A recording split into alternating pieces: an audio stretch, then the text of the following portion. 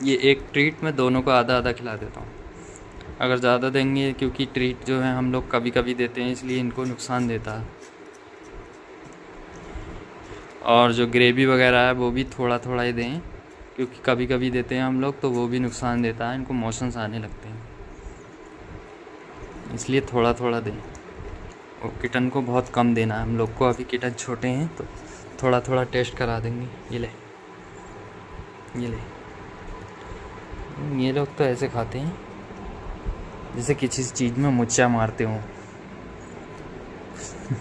ये बड़े बड़े खाने नहीं दे रहे इनको। ले हट रे, तुम लोग ने खा ली, तुम लोग हट जाओ, थोड़ा थोड़ा इन लोग को खाने दो।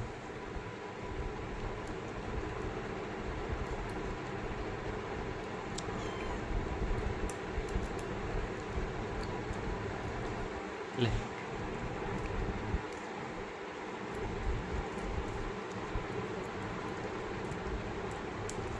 एक ट्रीट मैंने सबको खिला दिया। थोड़ा थोड़ा ही सही रहता है, क्योंकि ये लोग कभी कभी खाते हैं ना, इसलिए थोड़ा थोड़ा ही देना चाहिए।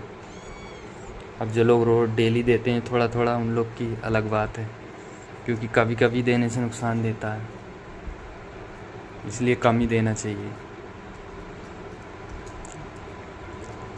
और किसी की बिल्ली अगर प्रेग्नेंट हो तो उसको रेगुलर देना पड़ेगा, क्योंकि अगर प्रेग्नेंट है तब दे रहे हैं तो बच्चे आने के बाद भी देना पड़ेगा।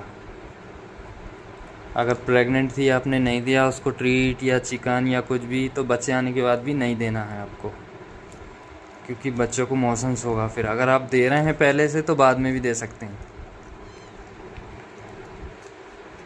कुछ भी ट्रीट वगैरह या चिकन, कुछ भी एग वगैरह देते हैं आप लोग, तो उसको पहले से दे रहे हैं तो बाद में भी दे सकते हैं। अगर पहले से नहीं दे रहे हैं तो किटन आने के बाद नहीं दीजिएगा, क्योंकि उनको, बच्चों को नुकसान देते हैं, मोशंस आने लगते हैं। ये मेरे साथ ऐसे ही हुआ था एक बार।